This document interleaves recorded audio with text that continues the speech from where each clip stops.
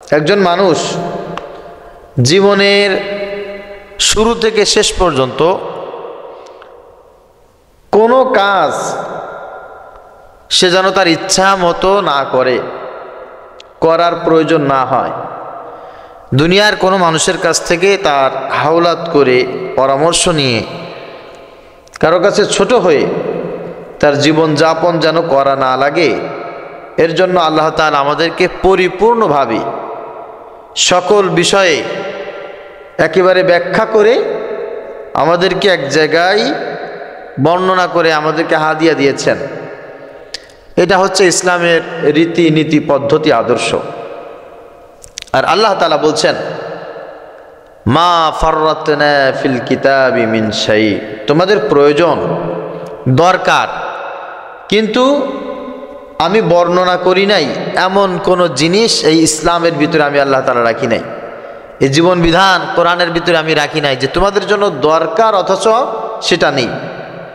বুঝা গেল আমাদের জন্য অতীতে যা দরকার ছিল, এখন যা দরকার, ভবিষ্যতেও যা দরকার হবে, এগুলি সব স্টেপ বাই স্টেপ আল্লাহ তাআলা কোরআনুল কারীমের ভিতরে ইসলামের ভিতরে রেখেছেন। যদি কোনো মানুষ ইসলামকে অপছন্দ করে, এটা তার ব্যক্তিগত ব্যাপার।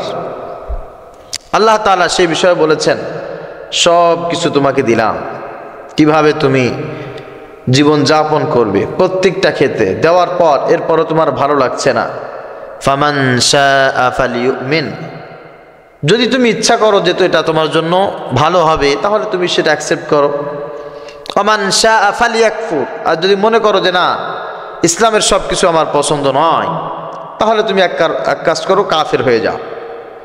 ইন্না আ'তাদনা লিয-যালিমিনা নারা, তবে মনে রেখো আমি আল্লাহ তাআলা জাহান্নামও বানিয়েছি, এই জাহান্নামের ভিতরে তারাই যাবে যারা জালেম, যারা ইসলামের রীতিনীতি পদ্ধতি সর্বক্ষেত্রে পছন্দ করে না, এরা সব জাহান্নামে যাবে।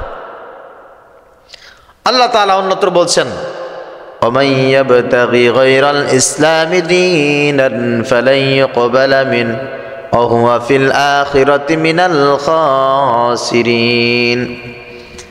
ইসলামকে জীবনের সব বিষয় আমি আল্লাহ তাআলা বর্ণনা করার পর যদি কেউ ইসলামের রীতিনীতি পদ্ধতি ছাড়া অন্য কোনো জীবন আদর্শ পছন্দ করে, অন্য কোনো জীবনকে নিজের পছন্দের জীবন বিধান মনে করে চালিয়ে নিয়ে যেতে চায়, আমি আল্লাহ তাআলা জীবনে কোনোদিন কোশ্চিন কালেও সেইটা পছন্দ করব না, সেইটা কবুল করব না, আমার কাছে সেইটা কোনোদিন গ্রহণযোগ্য নয়।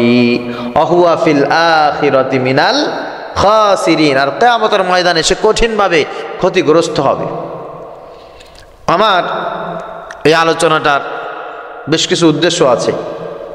সবচাইতে বড় উদ্দেশ্য হচ্ছে এটা, আমরা মুসলিম বটে তবে আমরা অজ্ঞ মুসলিম। আমরা ইসলাম পেয়েছি বটে কিন্তু আমরা ইসলামকে জীবনের শ্রেষ্ঠতম আদর্শ হিসাবে গ্রহণ করতে পারি নাই। আমরা নিজেদেরকে ইসলামের অনুসারী লিখি বটে কিন্তু ইসলামের অনুসরণ আমাদের ভিতরে পরিপূর্ণভাবে নাই। একজন দার্শনিক ছিল, দার্শনিক বার্নার্ড রাসেল, সে নিজের একটা অভিব্যক্তি ইসলাম ধর্ম জাস্টিফাই করে প্রকাশ করেছিলেন, তা হচ্ছে ইসলাম ইজ দ্য বেস্ট রিলিজন। ইসলাম হচ্ছে এই পৃথিবীর বুকে সর্বশ্রেষ্ঠ ধর্ম, জীবন আদর্শ। তার মানে পৃথিবীতে ইসলাম যার কাছে আছে তার দুঃখের কোনো কারণ নাই, অপমানের কোনো কারণ নাই, অপদস্থের কোনো কারণ নাই। ইসলাম যার কাছে আছে তার কাছে সব কিছু আছে।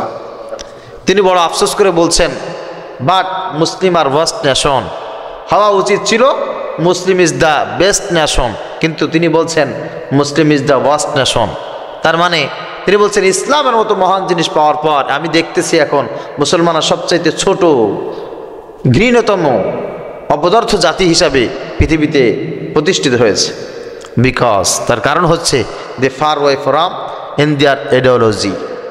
এর কারণ হচ্ছে তারা নিজেদেরকে মুসলিম বলে পরিচয় দেয়, নিজেরা ইসলাম ধর্মের পরিচয় দেয় বটে কিন্তু ইসলামের আদর্শ থেকে তারা অনেক দূরে। ইসলামের আদর্শ থেকে তারা অনেক দূরে। ইসলাম পছন্দই হয় না, ভালোই লাগে না, অথচ নিজেকে একটা ধর্মীয় অনুসারী হিসাবে পরিচয় দেওয়া লাগে, তাই মুসলিম হিসাবে বা ইসলামের অনুসারী হিসাবে পরিচয় দেয়, কিন্তু তাদের ভিতরে আসলে ইসলামের আদর্শটা তাদের কাছে পছন্দনীয় নয়। আর আল্লাহ তাআলা বলছেন ইসলামের আদর্শ ছাড়া কোনো কিছু আমার কাছে দুনিয়ায়ও গ্রহণযোগ্য নয়, কিয়ামতের ময়দানে গ্রহণযোগ্য থাকবে না। এইটা যদি আমরা বুঝি তাহলে বুঝতে হবে যে আসলে ইসলাম কি চায়। ইসলাম এটা চায় না যে আমি টুপি মাথায় দিলাম, দাড়ি রাখলাম, আমি একটু মসজিদে আসলাম, জিকির করলাম, নামাজ কালাম করলাম, শেষ। এটা ইসলাম চায় না। ইসলামের উদ্দেশ্য এইটা নয়।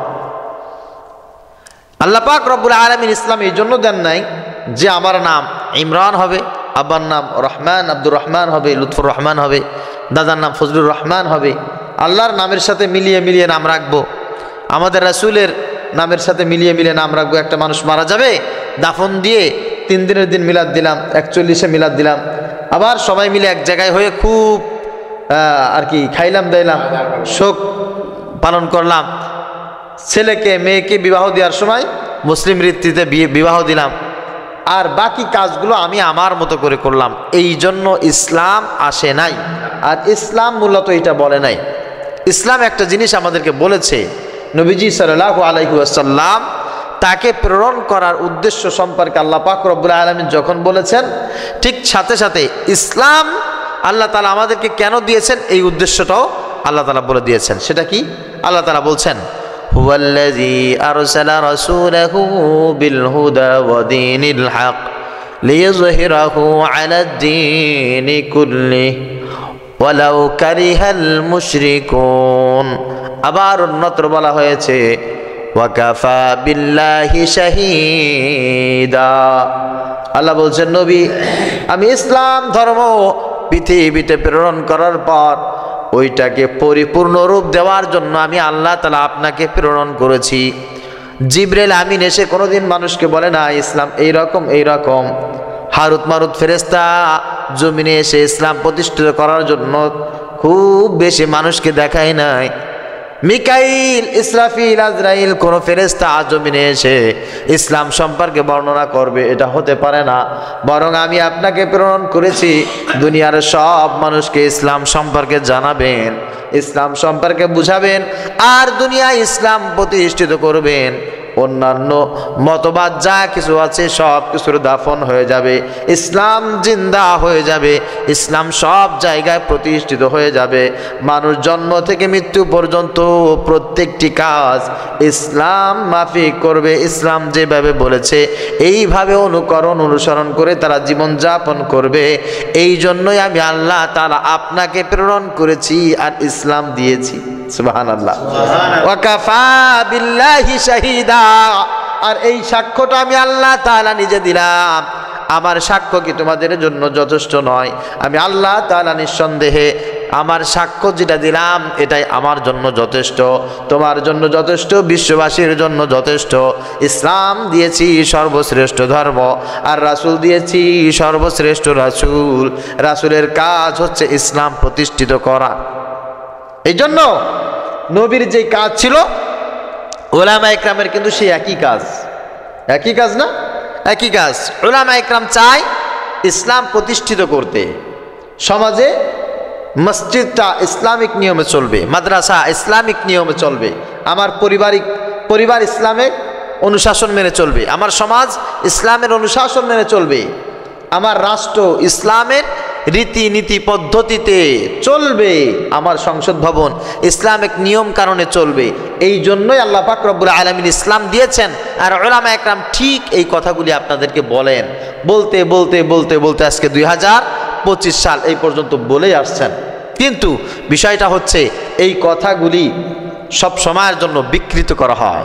কখনো কখনো এই ইসলাম প্রতিষ্ঠা করার কথা যারা বলে তাদেরকে জঙ্গিবাদ বলা হয়, কখনো তাদেরকে উগ্রবাদ বলা হয়, কখনো তাদেরকে জিহাদি পরিচয় দিয়ে ধ্বংসাত্মকভাবে বিভিন্ন প্রকার অবকাঠামো তৈরি করে তাদেরকে এককভাবে কোণঠাসা করে রাখা হয়। আজকে আমরা আলোচনার ভিতরে জানব, যেহেতু ইসলাম সর্বশ্রেষ্ঠ ধর্ম, এই ইসলাম প্রতিষ্ঠা করার জন্য নবীরা কাজ করেছেন, আল্লাহ অর্ডার করেছেন, তারপরেও ইসলাম কেন প্রতিষ্ঠিত নয়? কাদের কারণে ইসলাম প্রতিষ্ঠিত হচ্ছে না, আল্লাহ পাক রব্বুল আলামিন আমাদেরকে যেই বিষয়গুলি বলেছেন, ইনশাআল্লাহ আমরা সেই বিষয়গুলো খুবই সংক্ষিপ্তভাবে আমরা আলোচনা করব ইনশাআল্লাহ। প্রিয় ভাইয়ের আমার, ইসলাম যদি এতই কল্যাণকর হয় আর আমরা যদি মুসলমান হই, আমরা যদি সব কিছু বুঝতে পারি, তাহলে ইসলাম আমাদের পরিবারে, সমাজে, রাষ্ট্রে কেন প্রতিষ্ঠিত নয়? আমাদের দেশে 92% মুসলমান থাকার পরেও এদেশে ইসলাম কেন প্রতিষ্ঠিত নয়? একটা ব্যাপার থাকে না? হুজুর আমাদের সবাই যেহেতু আমরা মুসলমান, তাহলে আমাদের ইসলামিকভাবে আমরা সব কিছু করবো, এটা কেন পারি না? আল্লাহ পাক রব্বুল আলামিন এই বিষয়ে চমৎকার করে কিছু কথা বলেছেন। নবীজি সাল্লাল্লাহু আলাইহি সাল্লামও এই বিষয়ে চমৎকারভাবে সমাধান দিয়েছেন। আমাদেরকে এটা একটু বুঝে আইডেন্টিফাই করে ইনশাআল্লাহ আমরা যদি একটু কান খাড়া করে জীবন সুন্দরভাবে পরিচালনা করার জন্য চেষ্টা করি, তো ইনশাআল্লাহ আমাদের ভুল ত্রুটিগুলো আমাদের জীবনের আয়নায় আমরা ধরে ফেলতে পারবো ইনশাআল্লাহ। আমাদের সমাজে, আমাদের রাষ্ট্রে ইসলাম প্রতিষ্ঠিত নেই এর কয়েক শ্রেণী মানুষের কারণে। কয়েক শ্রেণীর মানুষ তারা চেষ্টাই করে, শ্রম দেয়, বুদ্ধি দেয়, সময় দেয়, সব কিছু তারা ব্যয় করে ইসলাম যেন প্রতিষ্ঠিত না হয়। এর জন্য এর ভিতরে এক নাম্বার হচ্ছে যারা কাফের। যারা কাফের এরা কোনোদিন চায় না যে ইসলাম সমাজে প্রতিষ্ঠিত হোক। তাহলে তো কাফেরদের লস হয়ে যাবে। লস হয়ে যাবে না? আল্লাহ তাআলা কোরআনুল কারীমে অসংখ্য জায়গায় এই শব্দটা বলেছেন। যেমন সেই সময় যখন কোরআন কারীম নাজিল হয়েছে, আল্লাহ তাআলা সেই সময়ও বলেছেন, আর সেই আয়াতগুলি এখনো আছে। এছাড়াও আল্লাহ তাআলা অন্যান্য আয়াতগুলিও বলেছেন। কাফেররা কখনো চায় না যে ইসলাম প্রতিষ্ঠিত হোক। আল্লাহ বলছেন, ইউরিদুনা লিইউতফিউ নূরাল্লাহি বিআফওয়াহিহিম ওয়াল্লাহু মুতিম্মু নূরিহি ওয়ালাউ কারিহাল কাফিরুন। আল্লাহ তাআলা বলছেন, ইসলামের একটা বাতি, যেই বাতি পৃথিবীর বুকে আমি আল্লাহ তাআলা প্রজ্বলিত করেছি, এই বাতি দিয়ে এই সমস্ত পৃথিবীর আনাচের কানাচের সব জায়গায় ইসলামের আলো ছড়িয়ে পড়বে।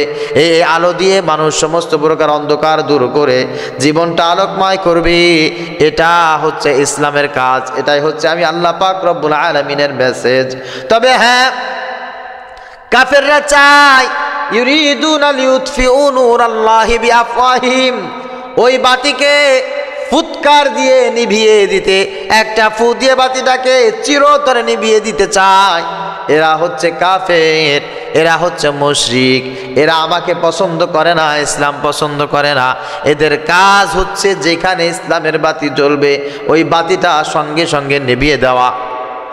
এটা আবু জাহেল করেছিল রাসূলের যুগে, আবু বকরের যুগে, ওমরের যুগে, ওসমান, আলী রিদওয়ানুল্লাহি তাআলা আলাইহিম আজমাইন, তাদের যুগেও চেষ্টা করেছিল।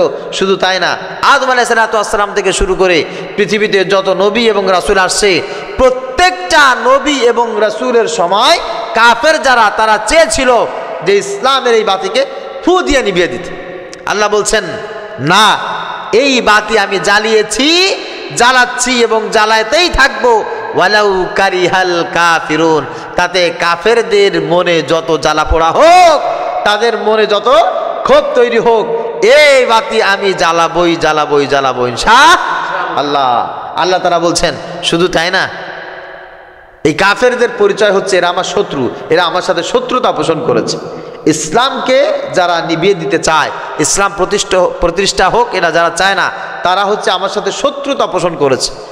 لا يتخذ المؤمنون الكافرين أولياء من دون المؤمنين ومن يفعل ذلك فليس من الله في شيء إلا أن تتقوا منهم تقى ويحذركم الله نفسه وإلى الله المصير।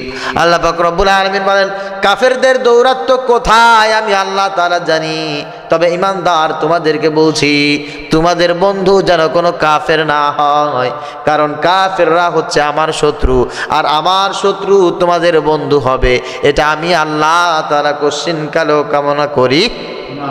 সূরাতুল মুমতাহিনা শুরুতে আল্লাহ তাআলা বলছেন, ইয়া আইয়ুহাল্লাযীনা আমানু, হে ঈমানদারগণ, লা তাত্তাখিযু আদুওয়ি ওয়া আদুওয়াকুম আউলিয়া তুলকুনা ইলাইহিম বিল মাওয়াদ্দাহ ওয়াকাদ কাফারু বিমা জাআকুম মিনাল হক। আল্লাহ বলছেন ঈমানদারেরা তোমাদেরকে বলছি খবরদার, কোন কাফের যারা আমার শত্রু হয়ে গেছে এই সমস্ত কাফেরদেরকে যেন তোমরা বন্ধু বানাইও না। কখনো কোনো অবস্থায় কোনো কাফের যারা আমার শত্রুদেরকে তোমরা বন্ধু বলে সাব্যস্ত করো না। তারা আমার সঙ্গে সাক্ষাৎ করবে, তোমাদের সাক্ষাৎও আমার সঙ্গে হবে। সাক্ষাৎ হওয়ার পর ঈমানদার তোমাদেরকে আমি নাজাত দিতে চাই, আর কাফের যারা তাদেরকে জাহান্নামে দিতে চাই। এই জন্য কাফেররা কোনোদিন কোনো অবস্থায় ইসলাম সব জায়গায় প্রতিষ্ঠিত হোক এটা ইতিপূর্বেও পছন্দ করে নাই, এখন পছন্দ করে না, কিয়ামত পর্যন্ত তারা কোনোদিন পছন্দ করবে কথা বলে না, জীবনও কোনোদিন পছন্দ করবে না। এই জন্য আমাদের প্রথমে যে বিষয়টা মাথায় রাখতে হবে তা হচ্ছে ইসলামের অনুসারী হয়ে, মুসলিম হয়ে ইসলাম প্রতিষ্ঠা সব জায়গায় হোক, এটাই হচ্ছে আমার চূড়ান্ত চাওয়া পাওয়া। এ থেকে যদি আপনি ফিরে আসেন তাহলে আপনি পহেলা নাম্বার যাদের অনুসারী হয়ে যাবেন তার হচ্ছে কাফের। কারণ কাফেরও ইসলাম প্রতিষ্ঠিত করতে চায় না, আপনিও ইসলাম প্রতিষ্ঠিত করতে চান না, তাহলে এদের ভিতরে আপনার ভিতরে মৌলিক কোনো পার্থক্য নাই। 2 নম্বরে সমাজে যারা ইসলাম প্রতিষ্ঠিত হোক এটা চায় নাই ইতিপূর্বে, এখন যারা চাচ্ছে না, ভবিষ্যতেও যারা চাবে না, এদের পরিচয় এরা হচ্ছে মুনাফিক। মুনাফিক কারা? মুনাফিক হচ্ছে সুবিধাবাদ জিন্দাবাদ। কে আসলো কে গেল এটা দেখার বিষয় না। আমার 4 পয়সা যেখানে লাভ হবে আমি সেখানে আসি, 4 পয়সা আমার যেখানে লাভ হবে সেখানে আসি, যে আমাকে একটু ফায়দা দেবে আমি তার সাথে কায়দা করে মিশে চলে যাব। এরা হচ্ছে মুনাফিক। আল্লাহ পাক রব্বুল আলামিন এদের ব্যাপারে কোরআনুল কারীমের এত বেশি বলেছেন, এত বেশি সতর্ক করেছেন আমাদেরকে, অকল্পনীয় ব্যাপার। এই যে সুবিধাবাদ জিন্দাবাদ, এদের এই ব্যাপারটাও আল্লাহ তাআলা কোরআনুল কারীমে বলছেন। যখন নবীজি সাল্লাল্লাহু আলাইহি সাল্লাম তাবুকের যুদ্ধে যাবেন, আমি যখন মদিনায় ছিলাম ওখান থেকে তাবুকে যাওয়ার খুব ইচ্ছা হলো। তাবুক মদিনা থেকে 750 কিলোমিটার দূরে, 750 কিলোমিটার। নবীজি সাল্লাল্লাহু আলাইহি সাল্লাম সেখানে যুদ্ধ করতে গেছেন, সেখানে চলে গেছেন। সুবহানাল্লাহ। তো নবীজি সাল্লাল্লাহু আলাইহি সাল্লাম যখন তাবুকে ওই সমস্ত কাফেরদের বিরুদ্ধে যুদ্ধ করতে গেলেন, যাওয়ার সময় এরা নবীজি সাল্লাল্লাহু আলাইহি সাল্লামের সামনে, এরা মুনাফিক কিন্তু এরা নবীজি সাল্লাল্লাহু আলাইহি সাল্লামের সঙ্গী হয়ে গেছে। সঙ্গী হয়ে যাওয়ার পর একটু পরে পিছন দিয়ে কয়েকজন নরম তবিয়াতের মানুষ যারা, মুসলমান যারা, ইমানদার যারা, সাহাবী যারা, তাদেরকে বলতেছে, এই তোমরা যে এত দূরে যাচ্ছ, রোমানদের সাথে যুদ্ধ হবে, ওদেরকে চেনো? ওরা কিন্তু এই মক্কার কুরাইশ না, এরা কিন্তু মদিনার অধিবাসী না, এরা কিন্তু বদরের প্রান্তরের মানুষ না, এরা কিন্তু রোমকরা। এদের গায়ে যেই পরিমাণ শক্তি, এদের কাছে যেই পরিমাণ টাকা পয়সা আছে, এদের কাছে যেই পরিমাণ অস্ত্র আছে, তোমাদের কিন্তু সেই পরিমাণ কিছুই নাই। ওখানে যাও, গেলে কিন্তু ঝুলায়া পিটায়া জনমের মতো যুদ্ধের স্বাদ মিটায় দেবে, খবরদার। এই জন্য এখন শুধু দরকার নাই, ইসলাম যে অবস্থা আছে খারাপ নাই, তোমরা এদের সাথে যাও না, এদের কাছে যাও না। এরা পিছনে পিছনে উস্কানি দিছে, না না না, এই হুজুরদের সাথে যাওয়ার দরকার নাই, সাহাবীদের সাথে যাওয়ার দরকার নাই, মুসলমানদের সাথে যাওয়ার দরকার নাই। ইসলাম আমরা মদিনা মসজিদে নববী পেয়েছি, আমরা বাইতুল্লাহ আছে, এখানে হজ করব, যাকাত দেব, এখানে মিলাদ টিলাদ পড়বো, আর কি। আর ইসলাম এইভাবে দূরে যুদ্ধ করতে যাওয়ার দরকার নাই। কিছু সংখ্যক মুসলমানদেরকে তারা ভাগায় নিয়ে গেছে। এইবার আর এক শ্রেণীর, এরাও মুসলমান, কিন্তু মুসলমান হলেও তারা হচ্ছে সুবিধাবাদ জিন্দাবাদ। এরা এসে নবীজির কাছে বলছে, হুজুর কি বলবো, আসলে ইসলাম তো আমরাই চাই সমাজে প্রতিষ্ঠিত হোক, যুদ্ধেও যাওয়ার দরকার। হুজুর কে বলছে কোমরটা খুব ব্যথা করতেছে, এই কয়দিন ধরে মারাত্মকভাবে কোমর ব্যথা, হুজুর আমাকে একটু রুখসাত দেন। আমি বিশ্বাস করেন কোমর ব্যথা না হইলে যাইতাম। আবার কয়েকজন আসছে, হুজুর আমার মেয়ের বিবাহ সামনে, আমার মেয়ের বিবাহ, এই অবস্থায় তো আসলে যুদ্ধের ময়দানে যাওয়া যায় না।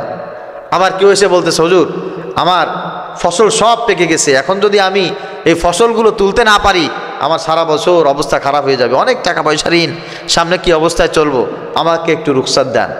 মূলত এদের কোমর ব্যথারও কোনো কারণ ছিল না, এদের কারণটা ফসলও ছিল না, এদের কারণটা পরিবারও ছিল না। এদের কারণ ছিল ইসলাম প্রতিষ্ঠা হোক এটা তারা চায় না। আল্লাহ তাআলা বলছেন লাউ কানা আরাদান করিবান ওয়া সাফারান কাসিদান লাত্তাবাউক ওয়ালাকিন বাউদাত আলাইহিমুশ শুক্কা ওয়া সায়াহলিফুনা বিল্লাহি লাবিস্তাতা'না লাখরাজনা মাআকুম ইউহলিকুনা আনফুসাহুম। আল্লাহ পাক রব্বুল আলামিন বলেন, নবী এরা জীবনে কোনোদিন ইসলাম চায় না।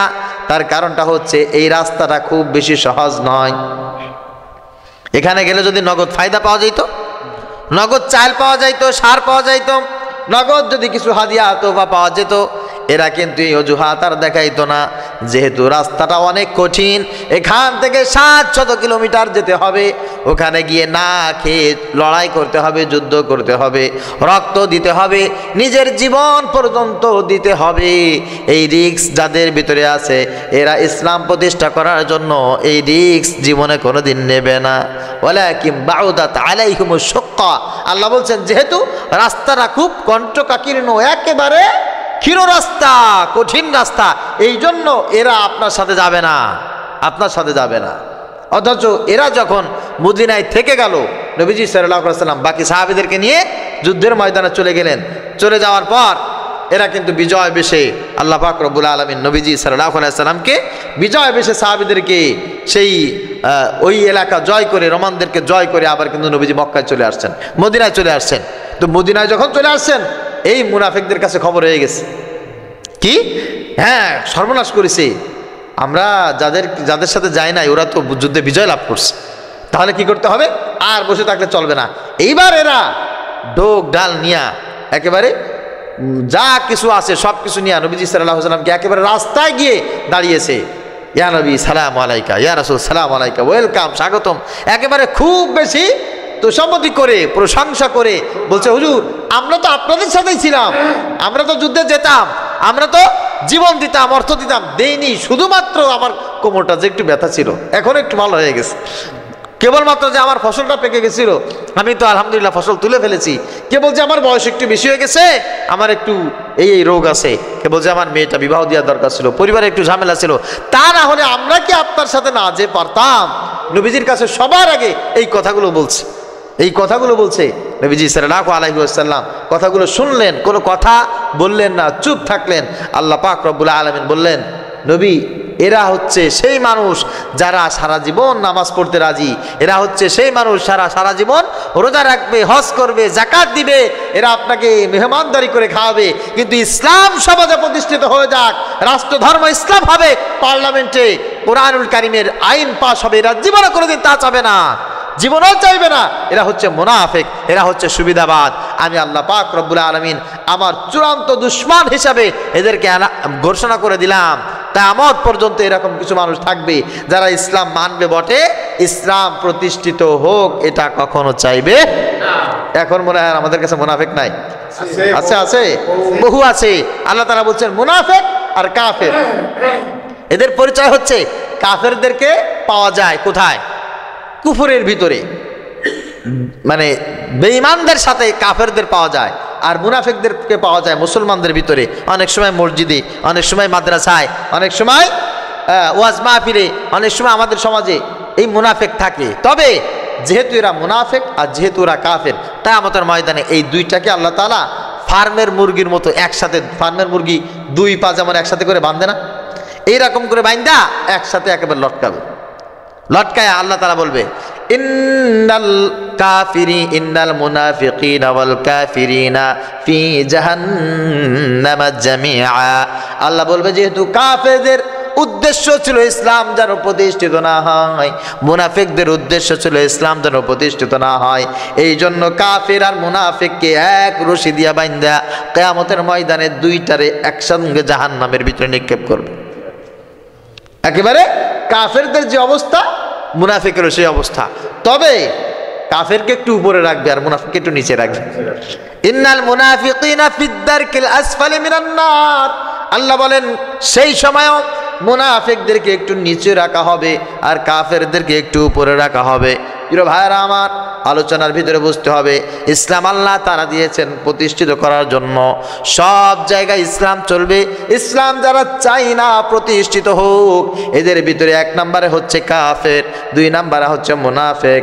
আপনিও যদি ইসলাম প্রতিষ্ঠিত করতে না চান, ইসলাম প্রতিষ্ঠার কাজে যদি আপনাকে পাওয়া না যায়, তাহলে বুঝতে হবে আপনার পরিচয় হয় কাফেরদের অথবা আপনার পরিচয় মুনাফিকদের সঙ্গে। 3 নম্বরে, এই জমিনে যারা ইসলাম প্রতিষ্ঠিত করতে চায় না, আল্লাহ পাক রব্বুল আলামিন বলেন এদের পরিচয় হচ্ছে জালেম।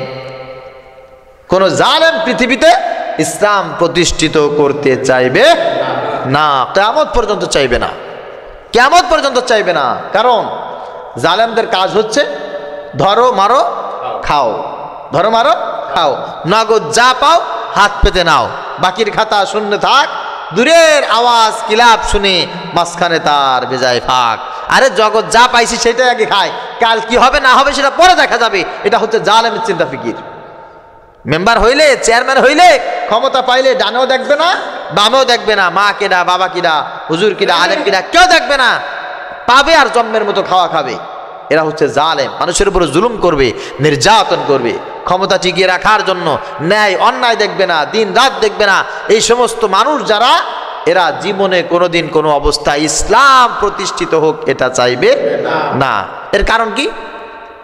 কারণ হচ্ছে ইসলাম যদি প্রতিষ্ঠিত হয়ে যায় তাহলে তো ওদের জুলুম আর চলবে না, চাঁদাবাজি আর করতে পারবে না, হ্যাঁ, ঘাট দখল আর চলবে না, মাঠ দখল চলবে না, দোকান দখল চলবে না, স্ট্যান্ড দখল চলবে না, আর ইউনিয়ন পরিষদে গিয়ে জোর তাকিদ করে কারো চাবি কাড়িয়ে নিতে পারবে না, আর কাউকে ওখানে গিয়ে জোর জবরদস্তি করে এই নাম সেই নাম দিয়ে নিজের স্বার্থ হাসিল করতে পারবে না। দুর্বল যারা আছে তাদের ঘাড়ে আর তারা লাঠি মারতে পারবে না। এই যে বড় ধরনের একটা সুযোগ তাদের নষ্ট হয়ে যাবে, জুলুম তারা আর করতে পারবে না। এই জন্য ওরা কোনোদিন চায় নাই ইতিপূর্বে যে ইসলাম প্রতিষ্ঠিত হোক, এখন চাচ্ছে না, ভবিষ্যতেও তারা কোনোদিন কোনো অবস্থায় এটা চাইবে না। আল্লাহ পাক রব্বুল আলামিন বলছেন এই জালেমদের চিন্তা ফিকির হচ্ছে এটা যে আল্লাহ তো কাউকে কিছু বলে না, এত মানুষ এত কিছু করতেছে, তাহলে যদি এত কিছু হইতো হুজুরদের কথায় তাহলে তো নষ্ট হয়ে যেত। কথা বোঝেন নাই? আরে হুজুরা বলে সুদ খাইলে এই হয়, ঘুষ খাইলে এই হয়, চাঁদাবাজি করলে এই হয়, ও হয় তা হয়, আমরা এত কিছু করতেছি, আমাদের লিডার আমাদের নেতা এই আদিম যুগ থেকে এত কিছু করতেছে, এদের তো কিছু হইল না, সুতরাং আমাদেরও কিছু হবে না। নাউজুবিল্লাহ বলেন। আল্লাহ তাআলা বলছেন ওয়ালা তাহসাবান্নাল্লাহা গাফিলান আম্মা ইয়ামালুয যালিমুন ইন্নামা ইউআখিরুহুম লিয়াউমিন তাশখাসু ফীহিল আবসার। আল্লাহ তাআলা বলেন জালেমরা ধারণা করে আমি আল্লাহ তাআলা কিছু দেখি না, বরঞ্চ তাদের ধারণা এমন যেন না হয় আমি আল্লাহ তাআলা জালেমদের ব্যাপারে উদাসীন, জালেমদের খোঁজ খবর রাখি না, জালেমরা কি করছে আমি দেখি না, আমি আল্লাহ তাআলা ওদের বিচার করব না, ফয়সালা করব না, এটা যেন কোনো জালেম এক মুহূর্তের জন্য ধারণা না করে। তবে জালেমরা পাইলেই খায়, সুযোগ পাইলে আর ছাড়ে না। আমি আল্লাহ তাআলা কিন্তু এমন না। আল্লাহ বলছে আমি এমন না, ইন্নামা ইউআখিরুহুম লিয়াউমিন তাশখাসু ফীহিল আবসার। তাদেরকে আমি আল্লাহ তাআলা একটা মেয়াদ পর্যন্ত সুযোগ দেই, ছাড় দেই, কিন্তু কাউকে আমি ছেড়ে দেই না, একটা সুযোগ দেই আমি আল্লাহ তাআলা। চলতে থাকো চলতে থাকো, দেখি তোমার জুলুম থেকে তুমি ফিরে আসো কিনা। যখন তুমি ফিরে আসবা না, আমি আল্লাহ পাক রব্বুল আলামিন এমনভাবে তোমাকে লাঞ্ছিত করব আর অপমানিত করব। মুহতিঈনা মুকনিঈ রুউসিহিম লা ইয়ারতাদ্দু ইলাইহিম তরফুহুম ওয়া আফইদাতুহুম হাওয়া।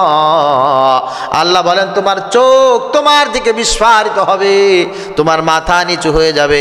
সেই দিন কোনো কথাই তুমি বলতে পারবা না, কারণ তোমার অনেক ক্ষমতা ছিল, অনেক সম্মান ছিল, অনেক ইলম ছিল, সব কিছু থাকার পরেও তোমার সব চাইতে বড় পরিচয় ছিল, তোমার পরিচয় হলো জালেম। এই জন্য আল্লাহ তাআলা বলেন নবী এই জালেমদের ব্যাপারে আপনি বড় সতর্ক হয়ে যান। জালেমরা কোনোদিন ইসলাম চায় না, ইসলাম চায় না। স্বাধীনতার পরে বঙ্গবন্ধু শেখ মুজিবুর রহমান তাকে হত্যা করা হয়েছে, তার কারণেই তাকে হত্যা করেছে। আমিও করি নাই, আমার আব্বাও করে নাই, ঠিক কিনা? মেজর ডালিমের বক্তব্যে আমরা দেখেছি কেন তাকে হত্যা করা হয়েছে। মানুষ অতিষ্ঠ হয়ে তার জুলুম থেকে বাঁচতে চাচ্ছিল, যেই কারণে তাকে হত্যা করা হয়েছে। তারপরে জিয়াউর রহমান আসছিল, জিয়াউর রহমানকেও হত্যা করা হয়েছে। কে? আমি করছি না আমার আব্বাই করছে? না, আমার এলাকার কোনো মানুষ করছে। সে যাদের উপরে অত্যাচার করেছিল, জুলুম করেছিল, 4,500 মানুষকে জিয়াউর রহমান হত্যা করেছিল। যাদেরকে হত্যা করেছিল তারা অতিষ্ঠ হয়ে তার জুলুম থেকে বাঁচার জন্য জিয়াউর রহমানকে তারাই হত্যা করেছিল। তাদের বিচার আল্লাহর কাছে, ইল্লা মা কাদ সালাফ, এ নিয়ে আমাদের কোনো প্রশ্নই নাই। কিন্তু বিষয়টা হচ্ছে, আমিও যদি কারোর উপরে জুলুম করি, নির্যাতন করি, আমার ঠিক এই অবস্থা হবে। মান ঠগা ঠুগা, যে ঠগাবে সে ঠকবে, যে জুলুম করবে সে জুলুম তার উপরে ফিরে আসবে। আমাদের আশেপাশেও আমরা দেখেছি অনেক মানুষকে দেখেছি ক্রস ফায়ারে চলে গেছে। ক্রস ফায়ারে গেছে না? কোন মানুষগুলো বেশিরভাগ সময় ক্রস ফায়ারে গেছে বলেন তো? যারা মানুষের উপরে জুলুম করে, নির্যাতন করে অসংখ্য মানুষকে নিজেরা ক্রস ফায়ার দিয়েছে বেআইনিভাবে। আজকে সরকারের তরফ থেকে বিশেষ বাহিনী এসে তাদেরকে ক্রস ফায়ার করে দিয়েছে। সুতরাং একজন মানুষের স্বাভাবিক মৃত্যু হবে, এটা আমরা কামনাই করি। কিন্তু আল্লাহ তাআলা বলছেন, জালেমদের পরিণতি কখনো এরকম হয় নাই, কিয়ামত পর্যন্ত হবে না, কিয়ামত পর্যন্ত হবে না। কারণ জালেমদের সবচাইতে বড় মাথা ব্যথা হচ্ছে ইসলাম। কি বলেন তো? ইসলাম। এদেশের কোন প্রেসিডেন্ট যদি কোরআন শপথ করে বলে আমি তোমাদের সাথে আছি, মসজিদে এসে মুসল্লিদের সামনে এসে বলে যদি আমি আপনাদের সাথে আছি, ক্ষমতা পাওয়ার পর মানুষের উপরে জুলুম করে, নির্যাতন করে, মানুষ হত্যা করে, এই ওয়াদা যদি খেলাফ করে, তার পরিণতি যে ওই রকম কিছু একটা হবে, এটা খুব বেশি বিচার বিশ্লেষণ করার প্রয়োজন নাই, খুব বেশি নাই। দেখুন, আমি ইসলামকে মডিফাই করে, ইসলামকে সুন্দরভাবে প্রতিষ্ঠিত করার জন্য আল্লাহ যেভাবে বলেছেন আমি সেইভাবে আপনাদেরকে বলতে চাই। আপনি যেই হন না কেন, যত বড় জনপ্রিয়ই হন না কেন, ইসলামকে যদি আপনি প্রতিষ্ঠিত করতে না চান, আপনার পরিচয় হয় কাফের, আপনার পরিচয় হয় মুনাফিক, তা না হলে তৃতীয় নাম্বারে আপনার পরিচয় জালেম। এই ছাড়া আপনার দ্বিতীয় আর কোনো পরিচয় নাই। আপনি নিরপেক্ষ, আপনি অমুক তমুক, ও ধানাই পানাই, এইগুলো বলার কোনো সুযোগ আছে? কথা বলেন না। ইসলাম এবং কুফর, গায়রে ইসলাম, এর মাঝখানে কি থাকার কোনো সুযোগ আছে নাকি? কথা বলেন, সুযোগ আছে না। আপনি মসজিদের ভিতরে থাকবেন অথবা বাহিরে থাকবেন, আপনি এক পা মসজিদের ভিতরে দিবেন, এক পা বাহিরে দিবেন, এইরকম করে নামাজ পড়ার কোনো সুযোগ আছে? না, কোনো সুযোগ নাই। এই জন্য ইসলামকে আল্লাহ পাক রব্বুল আলামিন বলছেন, যারা প্রতিষ্ঠিত হোক এটা চায় নাই, তৃতীয় নম্বরে তাদের পরিচয় হচ্ছে তারা জালেম। 4 নম্বরে ইসলামকে কারা প্রতিষ্ঠিত হতে দেয় নাই, সবচাইতে বেশি বাধা দিয়েছে, এদের পরিচয় হচ্ছে এরা তাগুত। এদের পরিচয় কি বলেন? কুরআনুল কারীম আল্লাহ পাক রব্বুল আলামিন এই তাগুতের অনেক বিবরণ দিয়েছেন। আল্লাহ তাআলা সবচাইতে বড় বিবরণ দিয়েছেন, ওয়াল্লাযীনা কাফারু আউলিয়াউহুমুত তাগুত ইখরুজুনাহুম মিনান নূরি ইলাজ যুলুমাত। আল্লাহ তাআলা বলেন, যারা কাফের এরা তাগুতের গোলাম, আর যারা তাগুতের গোলাম এদের কাজ হচ্ছে সমাজে যেন কোনো অবস্থায় ইসলাম প্রতিষ্ঠিত হতে না পারে, কোরআনের আইন যেন বাস্তবায়ন হতে না পারে, মুহাম্মদুর রাসূলুল্লাহ সাল্লাল্লাহু আলাইহি ওয়াসাল্লামের আদর্শ জমিনে যেন কোথাও 100% প্রতিষ্ঠিত হতে না পারে। এইরকম যদি কখনো সুযোগ তৈরি হয়ে যায়, এইরকম যদি পরিবেশ কোথাও কায়েম হয়ে যায়, সেখানে গিয়ে উদ্ভট মন্তব্য করে, পরিবেশটা ঘোলাও করে, মানুষের মন মাইন্ড চেঞ্জ করে ইসলাম থেকে মানুষকে আলাদা করা, এটাই হচ্ছে তাগুতের 1 নাম্বার কাজ। আর এর জন্য তাগুতরা জিহাদ করে। আল্লাযীনা আমানু ইকাতিলুনা ফি সাবিলিল্লাহ ওয়াল্লাযীনা কাফারু ইকাতিলুনা ফি সাবিলিত তাগুত।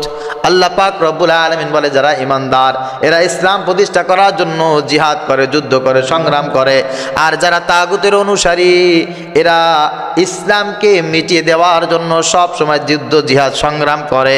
এদের উদ্দেশ্য অনেক সময় ভালো মনে হলেও এদের উদ্দেশ্য যেহেতু ইসলাম না, আর ইসলাম ছাড়া মানবতার কল্যাণ জীবনে কোনোদিন হয় নাই, কিয়ামত পর্যন্ত হওয়ার সম্ভাবনা নাই, কিয়ামত পর্যন্ত সম্ভাবনা নাই। এই জন্য যারা ইসলাম চাইবে না, দেখবেন কোনো না কোনোভাবে তারা এমন কিছু চাইবে যেটা ইসলাম ধ্বংস করার শামিল। এরা ইসলাম চায় না, তাহলে এরা চায় কি? এরা ইসলাম চায় না, তাহলে এরা চায় কি?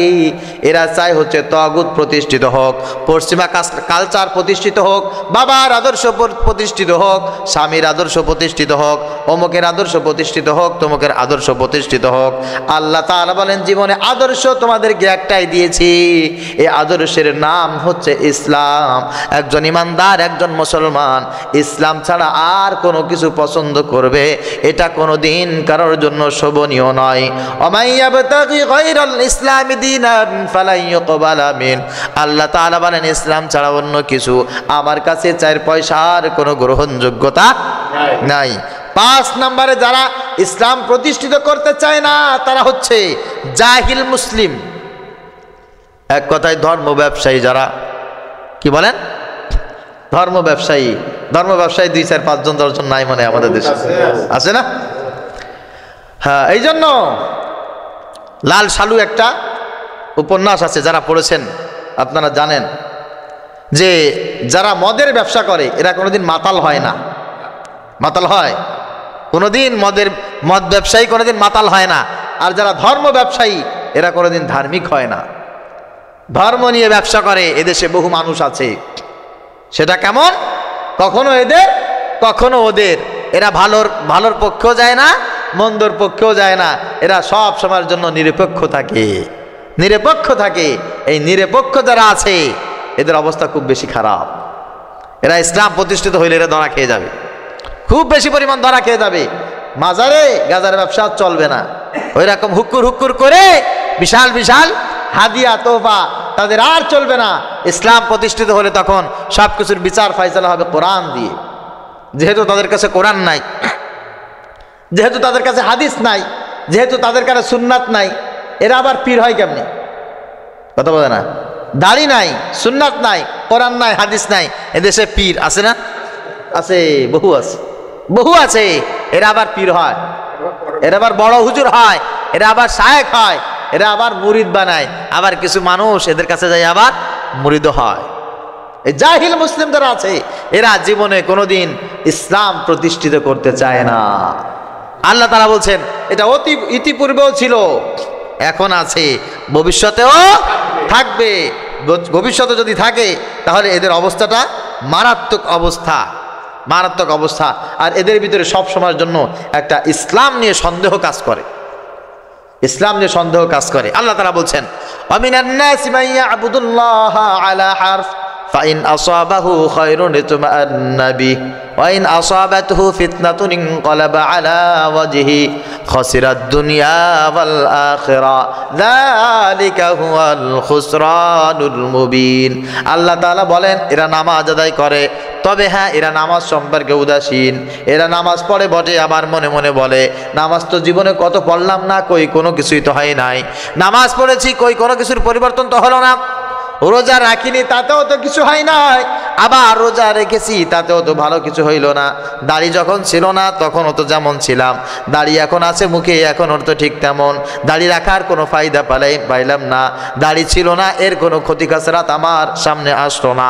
আল্লাহ তাআলা বলেন এরা আল্লাহকে মানে বটে, কিন্তু মনের ভিতরে সব সময়ের জন্য এদের একটা দ্বিধাদ্বন্দ্ব আছে। ইসলাম কত মানুষ মানে না, কই তারা তো না খেয়ে নাই। কত সুন্দর যুক্তি! ইসলাম যারা মানে না তারা তো না খেয়ে নাই, তারা তো অনেক ভালো আছে, গাড়ি বাড়ি আছে, বিশাল বিল্ডিং আছে, চাকরি বাকরি ব্যবসা বাণিজ্য আছে, লিডারশিপ আছে, নেতা নেত্রী আছে। ইসলাম যারা মানে না তাদের কোনো কিছুর তো ঘাটতি নাই। তাহলে আমার ইসলামের পথে কেন আসতে হবে? এই যে একটা মনের ভিতরে দ্বিধাদ্বন্দ্ব, এই দ্বিধাদ্বন্দ্বের কারণে অনেক সময় দেখবেন অনেক পীর পর্যন্ত, অনেক মাজার ভক্ত পর্যন্ত, যারা ধর্ম নিরপেক্ষ মতবাদ, যারা ফ্যাসিস্ট, তাদের কাছে গিয়ে হুজুর হুজুর করে। সমস্ত মুরিদান তারা লক্ষ লক্ষ ভক্ত মুরিদকে বোকা বানায়, আর রাতের বেলা তাদের সাথে গিয়ে আড্ডা দেয়, আর তাদের সাথে গিয়ে বলে আমার ভক্ত মুরিদ সব আপনার কাছে আছে, সব আপনার সাথে আছে। এই জন্য ধর্ম ব্যবসায়ী যারা আছে কিয়ামত পর্যন্ত এরা কোনোদিন ইসলাম চাইবে না।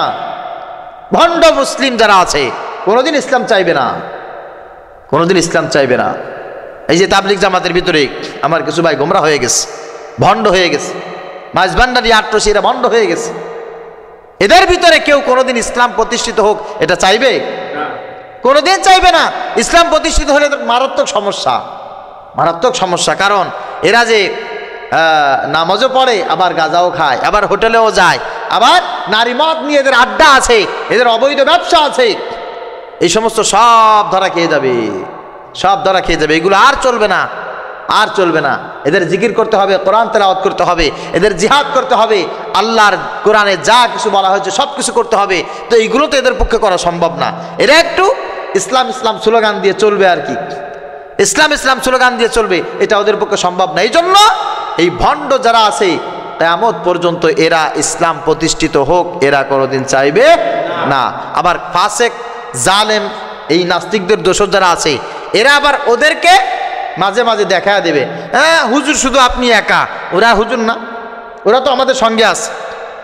কথা বলেন আছে তো, এই ফ্যাসিস্টদের সঙ্গেও তো হুজুর ছিল, ছিল না?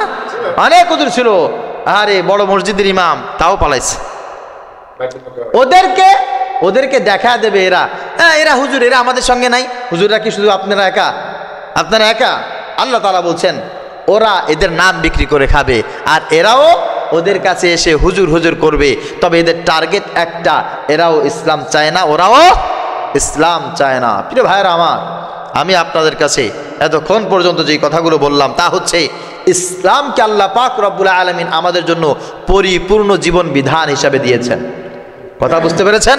আপনি জানেন না, এই অজ্ঞতা আপনার, আপনি বোঝেননি, এই অজ্ঞতা আপনার, এই যে অজ্ঞতা আমার না, এই অজ্ঞতা কোরআনের না, সুন্নাহর না।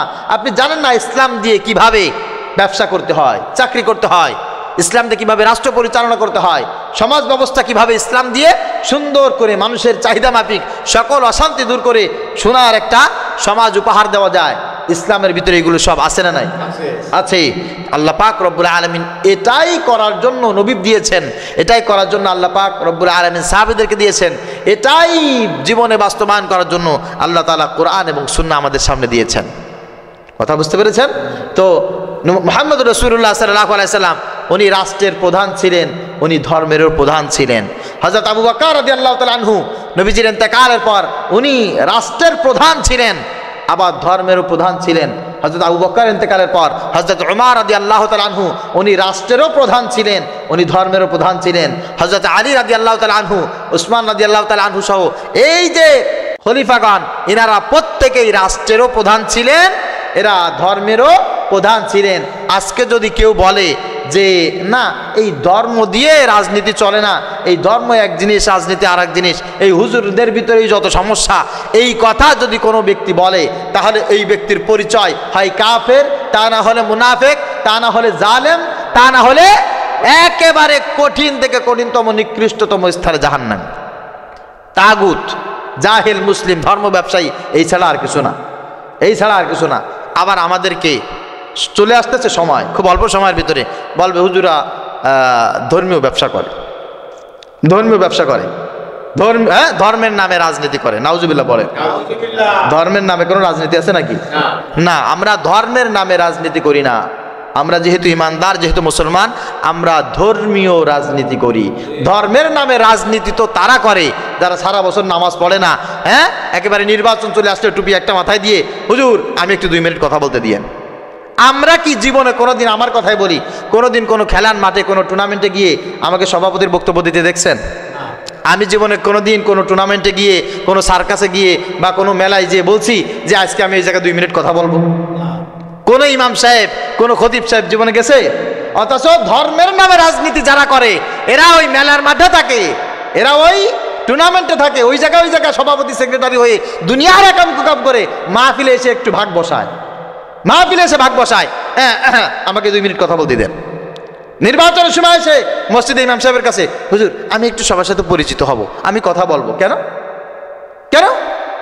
তুমি যদি ধর্মের নামে ব্যবসা না করবা তাহলে তো তুমি এই জায়গায় আসতে না। তুমি যেই জগতের মানুষ তুমি সেই জগতে চলে যাও। সারা বছর তোমার মাথায় টুপি দেখলাম না, মসজিদে খোঁজ করে পেলাম না, তুমি এই সময় এসে টুপি মাথায় দিয়ে একেবারে আজগবি আলাইহিস সালাম, তুমি ইসলামের নামে ধর্মীয় ব্যবসা করতে আসছো এখানে। এই সমস্ত নাস্তিক, মুরতাদ, শয়তান, অসভ্য যারা ইসলাম চায় না, এখনই আপনাদেরকে বুঝতে হবে যে আমাদের তাদেরকে চাওয়ার কোনো সুযোগ নাই, চাওয়ার কোনো সুযোগ নাই। আরে খুব ভালোবাসি তাদেরকে, আমরা খুব পছন্দ করি, কিন্তু তাদের মন্তব্য দেখলে ইবলিস শয়তান কানে আঙ্গুল দিয়া ওই দূরে যে দাঁড়ায় থাকে। খুব দূরে দাঁড়ায় থাকি। পীর সাহেব হুজুর চরমনায় রহমতুল্লাহ আলাইহি, তার বর্তমান যেই সুযোগ্য সাহেব সদাগণ দুইজনে আছেন বাংলাদেশে, এদের ব্যাপারে রাজনীতির ব্যাপারে বলেন, সামাজিক ব্যাপার বলেন, ইলমের প্রচার বলেন, সমাজনীতি অর্থনীতি যা কিছু বলেন না কেন, এনারা কোনো প্রকার খারাপ মানে দেশদ্রোহী কোনো কাজে যুক্ত ছিল আছে এইরকম কোনো প্রমাণ যার্রা পরিমাণ কেউ দেখাতে পারছে? স্বার্থের কারণে অনেকে অনেক কথা বলেছে, এটা তাদের ব্যাপার। স্বার্থের কারণে যে যাই বলবে বলুক। এতদিন পর্যন্ত কোনো সমস্যা ছিল না। জামাতের আমির সাহেব ডাক্তার শফিকুর রহমান চরমনায় গেছে, চরমনায় গিয়ে চরমনার পীর সাহেবের সাথে সাক্ষাৎ করেছে, একটা মত বিনিময় হয়েছে। তো রাজনীতি যখন সামনে চলে আসে, এক দলের নেতা আর এক দলের নেতার সাথে সাক্ষাৎ করে না, কথা বলে না, সৌজন্যবোধ তাদের ভিতরে আছে না? আরে এও তো মুসলমান, এও মুসলমান, এর টার্গেট কোরআন প্রতিষ্ঠা করা, তার টার্গেটও কোরআন প্রতিষ্ঠা করা, টার্গেট এক। মোলাকাত করতে গেল, সাংবাদিকরা জিজ্ঞাসা করেছে কি হয়েছে, দুইজনের বক্তব্য একটাই, তা হচ্ছে আমরা ইসলামের পক্ষে একটা ব্যালট চাই। আমরা চাই না ইসলামের পক্ষে একাধিক ব্যালট বাক্স ভোট কেন্দ্রে থাকবে, এটা আমরা চাই না। আমরা চাচ্ছি ইসলামের পক্ষে একটা ব্যালট আগামী নির্বাচনে থাকবে, সেন্টারে থাকবে। এই কথা শুনে আমাদের যারা এখন ক্ষমতায় যেতে চাচ্ছে, নামও নিতে আমার ঘেন্না করে, বললাম না আর কি, একজনে বলেই ফেলছে, প্রবীণ নেতা, আমাদের শ্রদ্ধাভাজন ব্যক্তি, সে বলছে যে আরে জামাত হচ্ছে স্বাধীনতার শত্রু, আর চরমনায় হচ্ছে ফ্যাসিস্টদের সবচাইতে বড় আন্তরিকতার মানুষ, তাদের দোসর। এরা কি বললো না বললো এটা আমাদের দেখার সময় নেই, বাংলাদেশ এরাই ধ্বংস করেছে। নাউজুবিল্লাহ, আসতে যাবেন বাড়ি যে কয়েন, জুতার বাড়ি খাওয়ার সময় চলে আসতেছে, জুতার বাড়ি খাওয়ার সময় চলে আসতেছে। তোমরা যারা উঠতি বয়সের যুবক আছো, তোমাদের পছন্দ ভিন্ন আমরা জানি, কিচ্ছু করার নাই, কিচ্ছু করার নাই। আলেমদেরকে যে তিরস্কার করবে, ইসলামকে যে ছোট করে কথা বলবে, তার কপালে জুতার বাড়ি। শেখ হাসিনার ব্যাপারে জীবনে কেউ কল্পনা করতে পারেন নাই যে ফয়জুল করিম লক্ষ লক্ষ মানুষ নিয়ে এইভাবে ময়দানে ঝাঁপিয়ে পড়বে, আপনারা কেউ কল্পনা করতে পারেন নাই, আপনারা এখনো কল্পনা করতে পারছেন না। এই সমস্ত কথা যারা বলছে, আলেমদেরকে তিরস্কার করে, ইসলামিক দলকে, ইসলামী রাজনীতিকে যারা তিরস্কার করে কথা বলছে, এদের কপালে যে কি পরিমাণ ঝাঁটার বাড়ি অপেক্ষা করছে কল্পনা করতে পারবেন না। এই জন্য আমি আপনাদেরকে হাতে ধরে বলি, পায়ে ধরে বলি, খবরদার জনগণ থেকে এইভাবে বিচ্ছিন্ন হয়ে যায়েন না। রাজনীতি করতে হলে ইসলামকে সম্মান করতে শিখুন। এদেশের মানুষ আর কিছু হোক বা না হোক, ইসলাম ছাড়া আর কিছু ভাবতেই পারে না। ইসলাম ছাড়া আমাদের কাছে আর কোনো জিনিস নাই।